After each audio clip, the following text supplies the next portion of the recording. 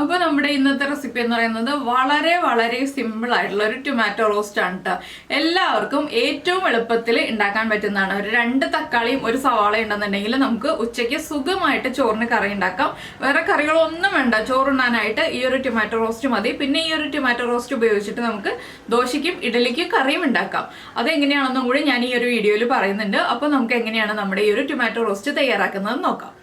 നമുക്ക് നമ്മുടെ ഇൻഗ്രീഡിയൻസ് നോക്കാം. ഞാനിപ്പോൾ 2 വലിയ തക്കാളി എടുത്തിട്ടുണ്ട്, അതിലേക്ക് ഒരു മീഡിയം വലിപ്പമുള്ള സവോള എടുത്തിട്ടുണ്ട്, ഒരു പച്ചമുളക് എടുത്തിട്ടുണ്ട്, 3 അല്ലി വെളുത്തുള്ളി എടുത്തിട്ടുണ്ട്.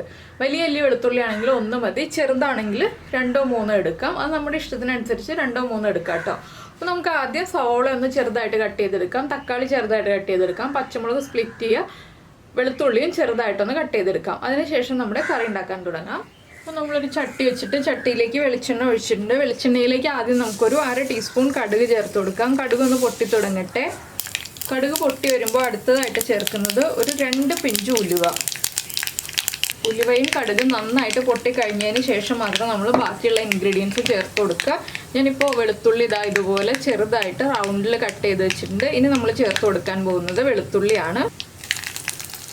വെളുത്തുള്ളി ഒന്ന് ചൂടായി തുടങ്ങുമ്പോൾ നമുക്കിതിലേക്ക് ബാക്കിയുള്ള കാര്യങ്ങൾ ഓരോന്നായിട്ട് ചേർത്ത് കൊടുക്കാം. ആ വെളുത്തുള്ളിയുടെ ഫ്ലേവർ നമ്മുടെ എണ്ണയ്ക്ക് ഒന്ന് കിട്ടണം, അതിന് ശേഷം മാത്രം നമ്മൾ ബാക്കിയുള്ള കാര്യങ്ങൾ ചേർക്കുക. ഇനി നമ്മൾ ചേർക്കുന്നത് ചെറുതായിട്ട് കട്ട് ചെയ്ത് വെച്ച സവോളയാണ്. സവോളയുടെ കൂടെ തന്നെ നമ്മൾ കട്ട് ചെയ്ത് വെച്ചിരിക്കുന്ന പച്ചമുളക്, സ്പ്ലിറ്റ് ചെയ്ത പച്ചമുളകാണ്, പച്ചമുളകും കൂടി ചേർക്കുക. ഇനി ഒന്ന് നന്നായിട്ട് വഴറ്റിയെടുക്കുക. ഒരുപാട് ബ്രൗൺ ആയി പോകണ്ട, ബ്രൗൺ ആവുന്നതിന് തൊട്ട് മുന്നേ ഉള്ള പാകത്തിൽ വഴറ്റിയെടുക്കുക. ഇതിലേക്ക് ഇനി ഒരു കാര്യവും കൂടി ചേർക്കാനുണ്ട്, 2 തണ്ട് കറിവേപ്പില. ഇത്രയും ചേർത്ത് നന്നായിട്ട് വഴറ്റി കൊടുക്കുക. ഇപ്പോൾ ഉപ്പ് ചേർക്കുന്നില്ല, ഞാൻ തക്കാളിയും കൂടി ചേർത്ത് കഴിഞ്ഞിട്ട് ഉപ്പ് ചേർക്കുന്നുള്ളൂ. അപ്പോൾ സവോള ഒന്ന് വഴറ്റിയെടുക്കട്ടെ. അപ്പോൾ നമ്മുടെ സവോളയുടെ കളറൊക്കെ ഇതുണ്ടോ, ഇതുപോലെ മാറി വന്നിട്ടുണ്ട്. ഇതിലേക്ക് നമ്മൾ കട്ട് ചെയ്ത് വെച്ചിരിക്കുന്ന തക്കാളി ചേർക്കാം. തക്കാളി മീഡിയം വലിപ്പമുള്ള ക്യൂബ്സായിട്ടാണ് കട്ട് ചെയ്തെടുത്തിരിക്കുന്നത്.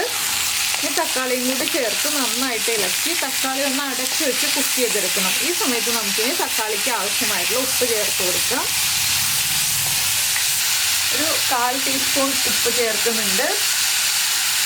പിന്നെ ഉപ്പ് ആവശ്യമായിട്ട് വരികയാണെങ്കിൽ നമുക്ക് ചേർത്ത് കൊടുക്കാം. ഉപ്പ് ആവശ്യം വരും. ഇപ്പോൾ കുറച്ച് ഉപ്പ് ചേർത്ത് നമ്മൾ നന്നായിട്ടൊന്ന് ഇളക്കി മിക്സ് ചെയ്തിട്ട് അടച്ച് വെച്ച് തക്കാളി ഒന്ന് ഉടഞ്ഞു വരുന്നത് വരെ കുക്ക് ചെയ്തെടുക്കുക. ഒരു 5 മിനിറ്റ് വരെ ലോ ഫ്ലെയിമിൽ വെച്ചിട്ട് കുക്ക് ചെയ്തെടുക്കുക. അപ്പോൾ ഞാനിതൊന്ന് അടച്ച് വയ്ക്കട്ടെ. ഇപ്പോൾ നമ്മുടെ തക്കാളി ചേർത്ത് അടച്ച് വെച്ചിട്ട് ഒരു 2 മിനിറ്റ് ആയി. ഇനി നമുക്കിതിലേക്ക് പൊടികളൊക്കെ ചേർത്ത് കൊടുക്കണം. അപ്പോൾ തക്കാളി ഒന്ന് കുക്കായി വന്നു കഴിഞ്ഞിട്ട് വേണം നമ്മൾ പൊടികൾ ചേർക്കാനായിട്ട്.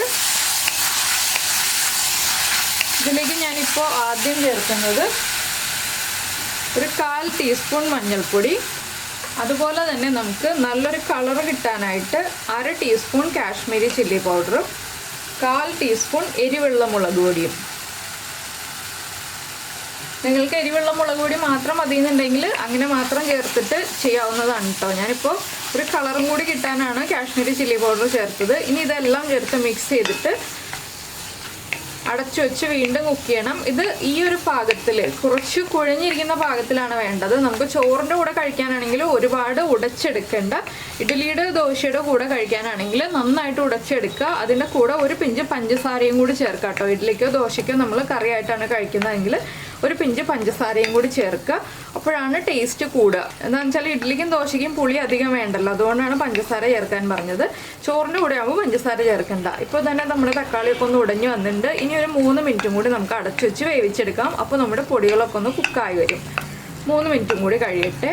ഇപ്പോൾ നമ്മുടെ തക്കാളിയൊക്കെ കുക്കായി വന്നിട്ടുണ്ട്. തക്കാളി ഒരുപാട് അങ്ങോട്ട് ഉടഞ്ഞു പോയിട്ടുള്ളത് കണ്ടോ, കുറച്ചൊക്കെ ഉടഞ്ഞു പോയിട്ടുള്ളൂ. ഈ രീതിയിലാണ് ഞാനിപ്പോൾ എടുക്കുന്നത്. നിങ്ങൾക്കിത് കുറച്ച് ഗ്രേവി ആയിട്ട് വേണം, നന്നായിട്ട് ഉടഞ്ഞ് പേസ്റ്റ് ആയിട്ട് വേണം എന്നുണ്ടെങ്കിൽ ഒരു 1/4 കപ്പ് തിളപ്പിച്ച വെള്ളം ചേർത്ത് ഒരു 2 മിനിറ്റും കൂടെ ഒന്ന് തിളപ്പിച്ചെടുക്കാം കേട്ടോ. അപ്പോൾ കുറച്ച് ഗ്രേവി ആയിട്ട് നമ്മുടെ ദോശയുടെ ഇഡലിയുടെയും പാകത്തിൽ കിട്ടും. ഉപ്പൊക്കെ ചെക്ക് ചെയ്യുക. ഉപ്പ് കുറവാണെങ്കിൽ ഉപ്പ് ചേർത്ത് കൊടുക്കുക. ഞാൻ ഉപ്പ് ചെക്ക് ചെയ്തു, ഉപ്പ് കുറച്ച് കുറവായിരുന്നു, ഞാൻ കുറച്ചുകൂടി ഉപ്പ് ചേർത്ത് കൊടുത്തു. ഇത്രയേ ഉള്ളൂ നമ്മുടെ ടൊമാറ്റോ റോസ്റ്റിൻ്റെ പരിപാടി. വളരെ സിമ്പിളായിട്ടുള്ള ടൊമാറ്റോ റോസ്റ്റാണ്. അപ്പോൾ നിങ്ങൾ ഇതുപോലെ ഏറ്റവും സിമ്പിളായിട്ടുള്ള ഈ ഒരു റെസിപ്പി ട്രൈ ചെയ്ത് നോക്കിയിട്ടില്ലെങ്കിൽ ഉറപ്പായിട്ടൊന്ന് ട്രൈ ചെയ്ത് നോക്കിക്കോളൂ. ചോറിൻ്റെ കൂടെയും ഇഡ്ഡലിയുടെ കൂടെയും ദോശയുടെ കൂടെയും ഒക്കെ നല്ലൊരു കോമ്പിനേഷനാണ്. അപ്പോൾ ഞാൻ ഫ്ലെയിം ഓഫ് ചെയ്തിട്ട് ഇതുപോലൊരു സെർവിങ് ബൗളിലേക്ക് മാറ്റുകയാണ്. ഞാനിപ്പോൾ ചെറിയൊരു ക്വാണ്ടിറ്റി അല്ലേ ഉണ്ടാക്കിയുള്ളൂ, 2 തക്കാളിയല്ലേ എടുത്തുള്ളൂ.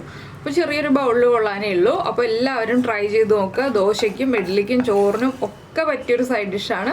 അപ്പോൾ എല്ലാവരും ഉണ്ടാക്കി നോക്കിയിട്ട് ഫീഡ്ബാക്ക് ഒക്കെ അറിയിക്കുമല്ലോ. പിന്നെ നമ്മുടെ ചാനൽ ഇതുവരെ സബ്സ്ക്രൈബ് ചെയ്തിട്ടില്ല എന്നുണ്ടെങ്കിൽ ഒന്ന് ഇപ്പോൾ തന്നെ സബ്സ്ക്രൈബ് ചെയ്തോളൂ. സബ്സ്ക്രൈബ് ചെയ്യുന്നതിന് ഈ വീഡിയോയുടെ താഴെയുള്ള റെഡ് സബ്സ്ക്രൈബ് ബട്ടൺ ഒന്ന് ക്ലിക്ക് ചെയ്യുക. അതിൻ്റെ റൈറ്റ് സൈഡിലുള്ള ബെല്ലൈക്കണും ക്ലിക്ക് ചെയ്യുക. അപ്പോൾ ഓളെന്ന് പറഞ്ഞിട്ടൊരു ഓപ്ഷൻ കാണാം. ആ ഓളും കൂടി പ്രസ് ചെയ്തിട്ടുണ്ടെങ്കിൽ ഞാൻ എപ്പോഴും വീഡിയോ അപ്ലോഡ് ചെയ്യുമ്പോൾ നിങ്ങൾക്ക് നോട്ടിഫിക്കേഷൻ വരും. അപ്പോൾ നമുക്ക് നമ്മുടെ അടുത്ത റെസിപ്പിയുമായിട്ട് അടുത്ത ദിവസം വീണ്ടും കാണാം.